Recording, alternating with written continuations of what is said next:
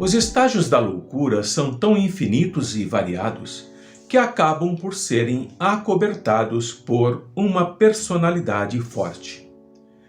É apenas uma maneira de dizer que a pessoa tem desvios de caráter e nem sempre elas encontram outras pessoas certas para arestar, para aprimorar. O tempo passa e a criança chorona, manhosa e birrenta torna-se mais vulnerável e mais cruel. Mas os pais desavisados ainda acreditam num filho de ampla personalidade e não corrigem as tendências amorais e permitem que ele se torne um adulto de insuportáveis características abusivas que transtorna tudo e todos à sua volta.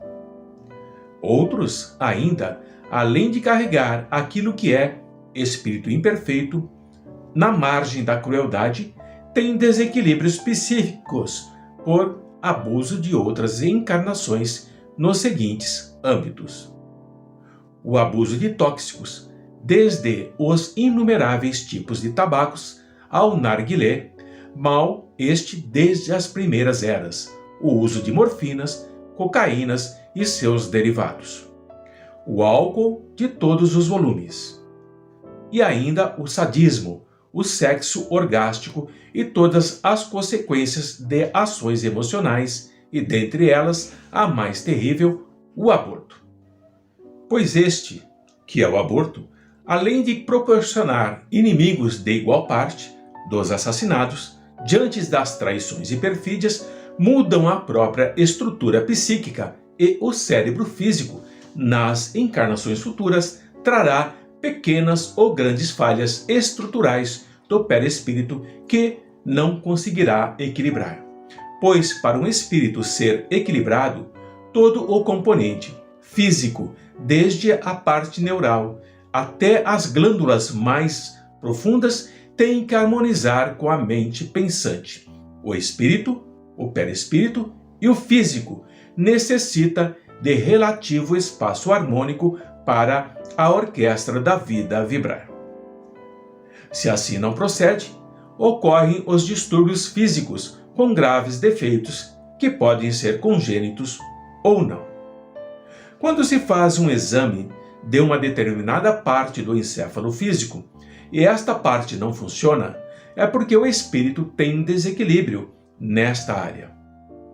Se ele não traz em si a área emocional, não pode criá-la e não desenvolver o que não tem.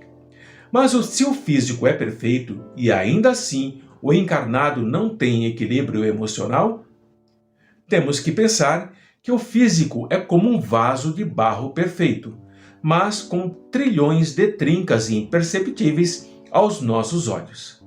A vibração do espírito, a música que ele irá tocar, será desafinada.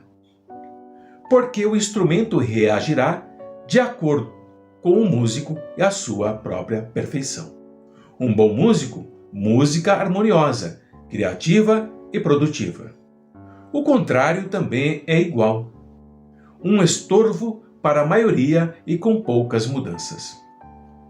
Se o músico não se propõe a aprender a partitura, a lei de Deus, ele não se desenvolverá. O maníaco depressivo degenerativo é uma doença pouco estudada à luz da espiritualidade, porque, geralmente, nesses casos, os invasores do campo afetivo acodem como cobradores de dívidas e impostos, impedindo o socorro. Pedimos ao paciente para mudar os hábitos, mas não estudamos o paciente em si. Existe a necessidade de ir mais além com eles e criar meios de realmente compreender e mudar o espírito. Não a parte social, não a sociedade, e não fazer castração do ser em sofrimento, e sim levá-lo ao aprendizado. Aqueles que desejam trabalhar com esses quesitos devem estudar Bezerra de Menezes e Manuel Filomeno de Miranda nos bastidores da obsessão. Também não pode deixar de olhar e estudar os passes, passes de cura física quando desejarem trabalhar no campo orgânico. Porque esses irmãos chegarão até nós, mas eles somente serão socorridos se desejarem mudar. Não há como curar alguém sem o devido merecimento e o esforço próprio. Eduardo.